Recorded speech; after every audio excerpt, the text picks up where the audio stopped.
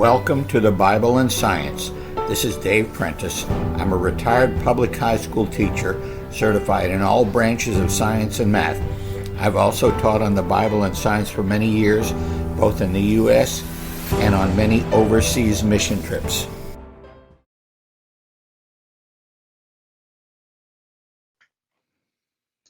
This is episode 10 of the Bible and Science podcast.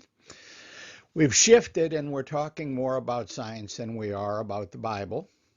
So what I want to do this time, as a retired science teacher, I had an awful lot of times where I required my students to do scientific work, and they didn't always understand what it was. So I wanted to clarify to them, and I want to clarify to you, the listening audience out there in podcast land, about what you have to be careful for when you're dealing with science, when you're dealing with evidence, and also we'll get into some common misconceptions. So remember, both sides are looking at exactly the same evidence. I pick up a bone of a dinosaur or something, and I look at it, and an evolutionist picks it up and looks at it, or I look through a telescope at the light from distant stars, or an evolutionist looks through the telescope at the light from distant stars. We're looking at exactly the same evidence, but we're drawing different conclusions. So when I say we're looking at exactly the same evidence, are there any potential problems with evidence? Yes, there are. If you think back, well, perhaps you haven't heard of this before, but in the 1920s, at the time of the Scopes trial, there was a big controversy over whether evolution was a proven fact or not. And at the time, John Scopes answered an ad from the newly formed American Civil Liberties Union, the ACLU. He wanted to challenge a Tennessee law that prohibited the teaching of evolution in schools. Well, at his trial, which by the way he lost, at his trial, one of the things that was mentioned, it wasn't formally introduced as evidence, but it was something called Nebraska Man. There was a tooth that had been found in the state of Nebraska, therefore Nebraska Man, and it was identified as Hesperopithecus Harold Cookii because Harold Cook is the one that named it. And so he and others built up a very elaborate system showing here's Mr. and Mrs. Hesperopithecus, here's where they live. You can see the camels in the background. This is a double-page spread that was in the Illustrated London News in June of 1922. It wasn't actually introduced as evidence in the trial, but it was a very well-known, very commonly accepted evidence for evolution. Well, yeah, what happened? Was it finally confirmed? No. Some years later, somebody found another tooth identical to the first one, but it was still in the jaw that it belonged to, which happened to be a pig's jaw. So it's often been said that this was a case where a pig made a monkey out of the evolutionists. Evidence may also sometimes be deliberately withheld if it doesn't go according to our presuppositions, and this has happened a number of times. There was a man named Eugene Dubois who was a Dutch doctor, and he enlisted in the army, and he went to the Dutch East Indies. He was persuaded by his teacher, Ernst Haeckel, that there must have been some ape men that were evolving there. So he went to the banks of the Solo River in Java in the East Indies, and he dug. He obtained permission from the Dutch army where he could dig on his off time. In fact, they even, after a while, assigned soldiers to work with him to dig. Well, one of the things he found was a skull, and it's commonly known as Java Man, and it had some characteristics that were not quite what we normally expect as humans, but then there was also some other bones found there, and so Eugene Dubois said he had found an ape man, an intermediate between apes and humans. Well, what he withheld for several decades was the fact he had found other undisputed, fully human skulls at the same location. So it'd be difficult for this to be the ancestor of humans if humans were there at the same time. Another commonly withheld thing when you're talking about the origin of life, if life is going to arise by chemical processes, you have to remove oxygen from it. We'll talk later on in another episode about the origin of life. You can't have free oxygen present because it's just too reactive, and it'll stop the reactions from occurring that are needed for life. So what the textbooks withheld from the students is that there have been oxygen-rich deposits found around the world. There's an example of one right there found in Australia. It's supposedly 3.44 billion years old, which is around the time life is supposed to have begun. It means there was free oxygen present. Anytime you see rust and other metallic oxides, that means there was iron present. So this is withheld from the students. And we'll talk later about the peppered moth, the Biston betullaria found in the area around Liverpool, England. It's commonly used as one of the best evidence for evolution. We'll talk about the giraffe's neck, some things that have been withheld about that. We'll talk later on about the Big Bang, which only works if space is not three-dimensional, but if it's fourth-dimensional and curves back on itself. So we'll get to some of those later. Also, evidence may sometimes be deliberately falsified. On the upper left is one of Ernst Haeckel's falsified drawings. He altered to make the embryos of a pig, a bull, a rabbit, and a human look much more alike than they really are. That's from his 1874 book, Anthropogeny, and it's still found in many textbooks because the copyright is long since expired, and so it's free and you can use it, but it's false. Then another example of falsified evidence was called Piltdown Man. At a gravel pit in England, there were fragments found despite obvious file marks. The pieces from the top of the skull and the pieces from the jaw were put together into one individual. So this was discovered by Dawson, and it was called Eoanthropus dawsoni, Dawson's Dawn Man. But there were obvious file marks. The skull and the jaw didn't really fit together that well, but somebody had filed it. But it was over 40 years until this was finally formally exposed as a fraud. People wanted an ape man, and that's what they found. So if I want to know if somebody's telling me a story, making up stuff, or if it's real science, I ought to ask some questions. First, who said they saw this thing, and can I trust them?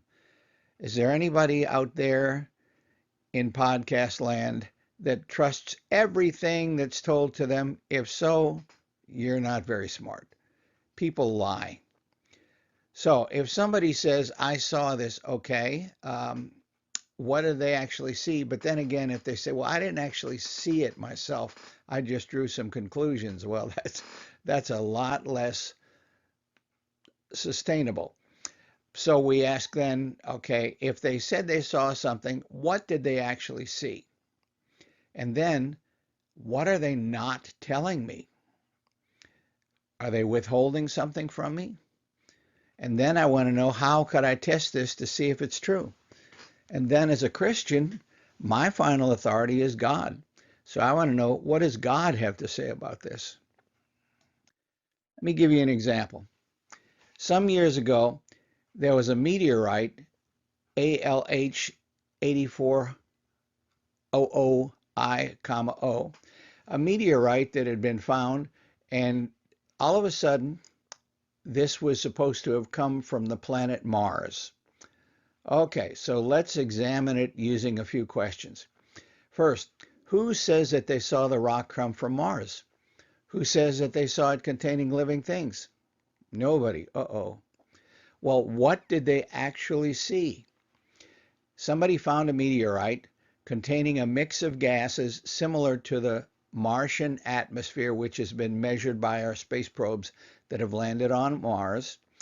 And there also were some chemicals called aromatic hydrocarbons.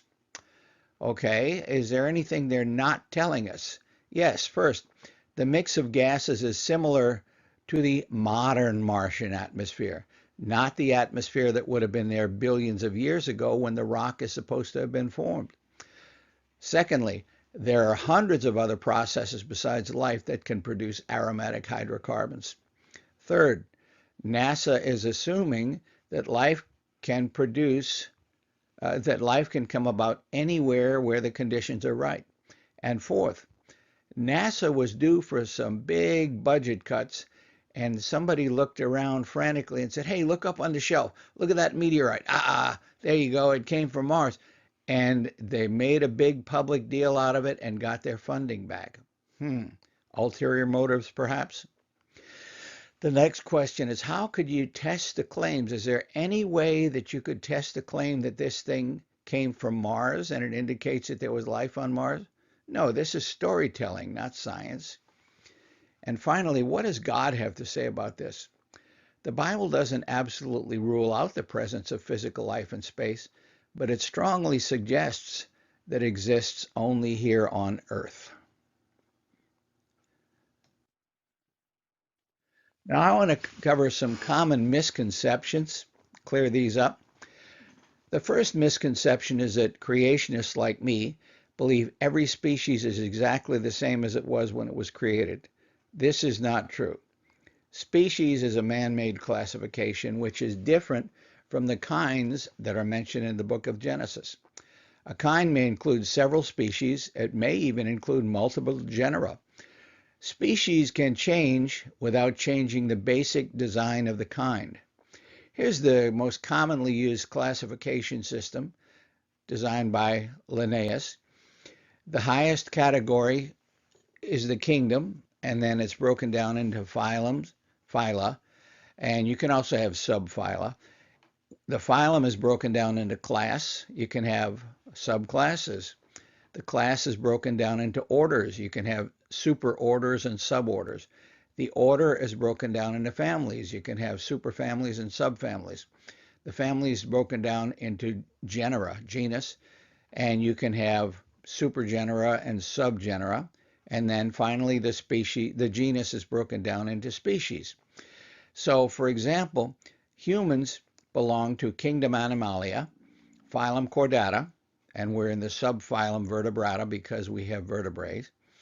We belong to class Mammalia, order Primates, family Hominidae, genus Homo, and species Sapiens. That's the classification in which we humans fall. Do I believe every species is exactly the same as it was when it was created? No, of course not. There can be minor changes within a species. Now, in kingdoms, I don't think anybody's going to be identified as a different kingdom, but a species, yeah, a species is defined as a reproductively isolated biological unit. Its members can only breed with each other to produce fertile offspring. So there have been many experiments done where one group is separated into subgroups, and after a while, the subgroups are not able to interbreed. Well, technically, they're different species because that's the definition of species, but nothing new has evolved. We certainly believe there have been changes in species. So we have a creation model in use at the present. Originally, those that came up with the idea said that species can't change. This would be called the immutability of species, the original creation model. And then after a while, some began to recognize, oh, well, yeah, it looks like species don't change, but they may become extinct. So some of the branches are going to be longer, some are shorter. So that's commonly called the Linnaean lawn. The modern creation model, and we'll talk about models later on, we would represent as a creationist forest. We have a bunch of different trees. Each one has got multiple branches, but no tree came from any other tree. Now compare this to the evolutionary tree, which you'll see very commonly. It says that all life came from one simple single-celled ancestor, and that as time has gone on, there's been no limit to the amount of diversification and change. So everything is genetically related to everything else according to evolution. According to creation, nope, not everything is genetically related to everything else. So why do we have these variations between individuals and within species? It's because of DNA, it's because of genes. DNA is subdivided into thousands of small segments that are called genes, and different combinations of genes produce the physical structures of every living thing. Some genes are the same in all healthy specimens of a kind. You have to have a heart, you have to have lungs, liver, and so forth. Those genes are called homeotic genes. Then there are other genes that can exist in several forms called alleles, eye color, hair color, and so forth. In just about every case where two or more alleles exist, one is dominant. That is, it's the only one that produces visible results. The other ones are still there, but only one is expressed in many cases. But the recessive alleles may still be present, may be passed on to future generations. So if a descendant receives only recessive alleles and no dominant ones, this may result in what we call a throwback to an earlier generation, or it may even lead to the appearance of a previously unseen feature because previously the dominant genes masked out the recessive alleles, but if the dominant genes have been filtered out, then okay, you may have a possibility of previously unseen features. Now, is this evolution? No, evolution requires the appearance of new genes that did not exist before, not just the expression of previously recessive genes. So here's a really common misconception. A lot of people, when they say evolution, they just mean things change. No, evolution, this is a misconception that evolution means simply that species change over time. It's not true. When most people say evolution, they should be talking about microevolution or macroevolution. Macroevolution would require the addition of new genetic information to produce totally new structures that didn't exist before. Wings, bones, eyes, ears, blood, brains, things like that. We've never seen macroevolution occur. Never been observed. What we've seen very often is something that is commonly called microevolution. It's nothing more than minor variation within a kind. You have different eye colors, different hair textures, things like that. Microevolution happens all the time. Already existing genes get expressed. For instance, in selective breeding, you want a dog with a lot of fur, so you selectively breed the ones that have genes for more fur to get what you want. So microevolution really would be better called microexpression. So species do change over time. That would be microexpression or microevolution. But macroevolution, one major group to another major group, has never been observed. Here's another misconception that we creationists do not believe in descent with modification. That is not true. Both creationists and evolutionists recognize that offspring usually differ somewhat from their parents. The difference is, number one, what is the source of the variation? And number two, does the kind improve or deteriorate due to random changes in the DNA? Evolution says if there's some sort of a change because of mutations, for instance, new features appear because of the accumulation of mutations, which are copying mistakes during DNA reproduction. So there must be a great many beneficial mutations because originally there was one simple cell and it eventually turned into a more complex cell, and then it developed skin and bones and brains and lungs and heart and all of these things. So there must be an incredible number of beneficial mutations to go from the original condition to the present. Creation says now changes are going to tend to be for the worst. Variation will only occur within the limits set by each kind's DNA. Mutations don't introduce new things to DNA, they damage it. So mutations should be harmful or at best neutral. Change is not the same as evolution. Evolution requires the appearance of totally new structures, such as bones, eyes, arms, wings, legs, and so forth. It's an uphill process. It requires change in the direction of increasing complexity. That is, ultimately, evolution is simple to complex. Creation also says things change, but it goes the opposite way. It says that everything began at its best. Creation is a downhill process. There should be an overall trend leading toward deterioration. That is, complex to simple. So evolution is simple to complex. Creation is complex to simple. They're mutually exclusive. If you believe in one, you can't really believe in the other. Here's another misconception.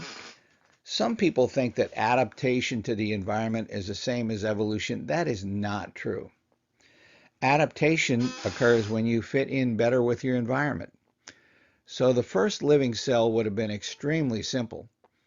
In order for brains, bones, eyes, hearts, lungs, and so forth to develop, many brand new genes would have had to come into existence down through the ages. So this requires not just change, but a gain of genetic information. Adaptation is different from evolution. Individuals may adapt to their environment through learned behavior, and also species are able to adapt to their environment through the expression of already existing combinations of genes. Some may have been recessive before, but they become expressed as dominant genes are eliminated, so there's no gain of genetic information. In fact, it may involve a loss of genetic information. Adaptation to the environment is something we expect according to creation. If there's an intelligent designer, we are going to expect that there will be built-in potential to adapt to the environment. Another common misconception goes way back to a man named Jean-Baptiste Lamarck. It's the inheritance of acquired characteristics. You get characteristics and they're passed on to your children. The most famous example, which was Lamarck's giraffe story, is not true. He said that there must have been a time where there were periodic droughts, and so the leaves on the trees dried up. The leaves on the ground, the grass on the ground dried up, and so only the animals that could reach up to get the leaves off the trees could survive. So giraffes were able to stretch their necks more, and so they acquired longer necks. It's very much like the Just So story of how the elephant acquired its long trunk. So the giraffes acquired longer necks by reaching up, by stretching to reach the leaves, and those were passed on to the descendants. Well, here's some problems. It took extensive research, one phone call to the zoo.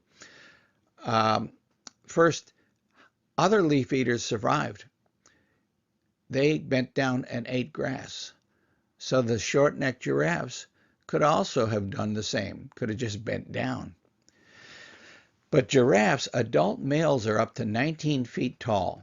That's 1 to 2 feet taller than the females. So if we've got a competition and struggle for survival, the boys can reach stuff that's 2 feet higher than the girls, and the girls starve to death, and the species becomes extinct in one generation without females. Then the baby giraffe is 12 feet tall when it's weaned. Its mother refuses to nurse it anymore. So we've got a competition for survival, and the baby is 6 or 7 feet shorter than either of its parents. All the babies starve to death. How long does the species last? No, sorry. Then we've never found any short-necked fossil giraffes. You may have heard of something called an okapi. It's not a giraffe. It's similar in some ways, but it's not a giraffe.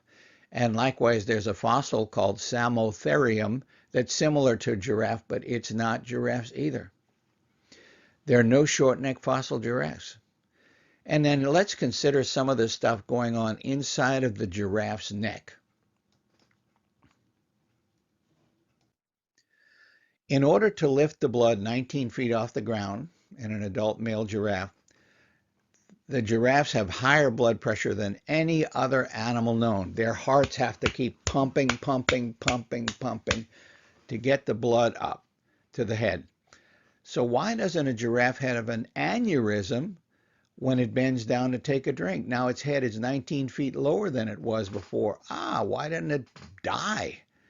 Well, first, there are sensors in the neck that detect the increased blood pressure as it lowers its head.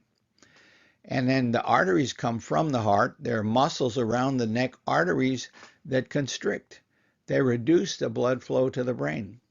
And veins go the other way. There are check valves inside the neck veins. They prevent the blood from flowing back the wrong way to the brain. And then, I don't know how to pronounce it. It's a French word, the rete mirable, something like that. It's a spongy network of blood vessels at the base of the brain. It temporarily absorbs any excess blood.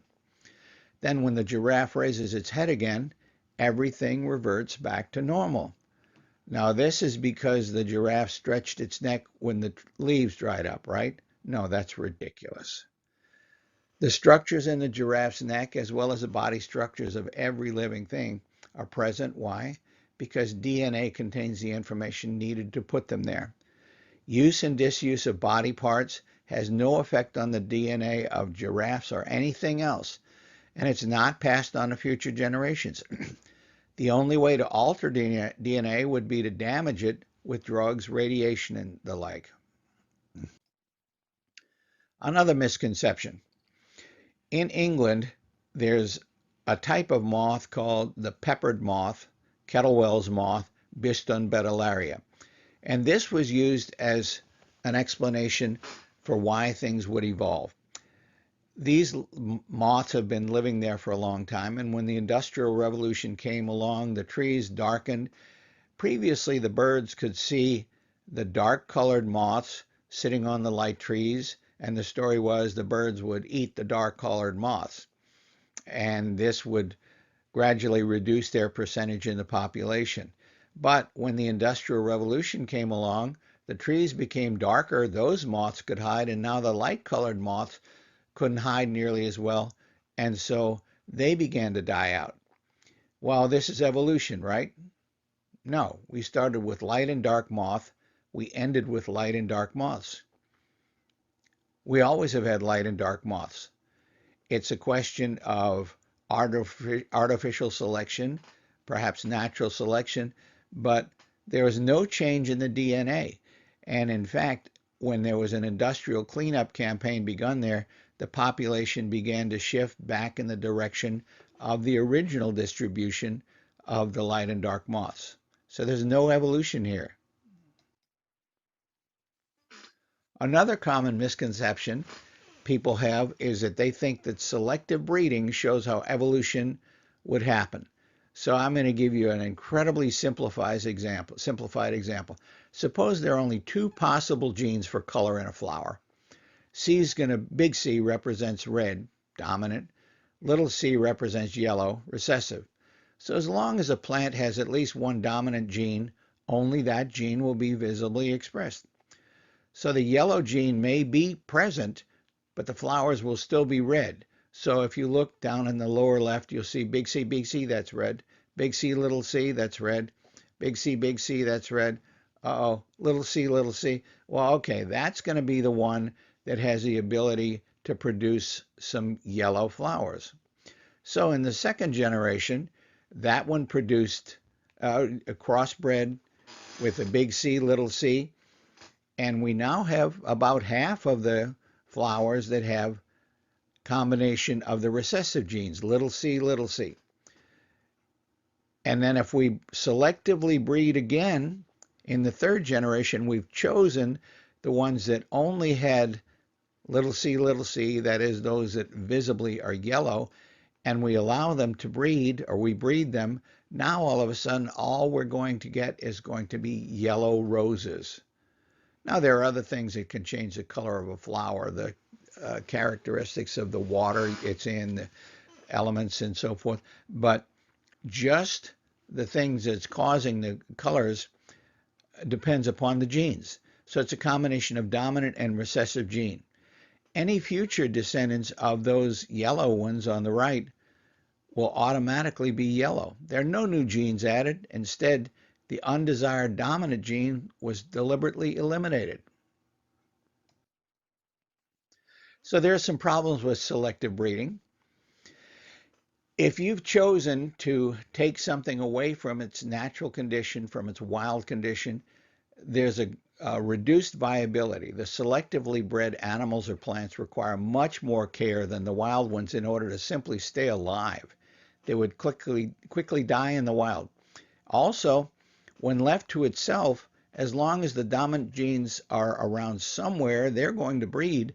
And when left to itself, the group will revert to its wild state within a few generations, unless you've killed off all of the dominant genes. And in every case, this has happened over and over. There's been a limit to variation quickly reached. And beyond that, no further change is possible. Cows have been bred to give more milk. Beets have been selectively bred to give more sugar and so forth. But we reach a limit and that's it. Can't go any further. I could go on a great deal, and in fact, I will go on a great deal regarding the common misconceptions, but I'm trying to hold these episodes down to about 30 minutes each.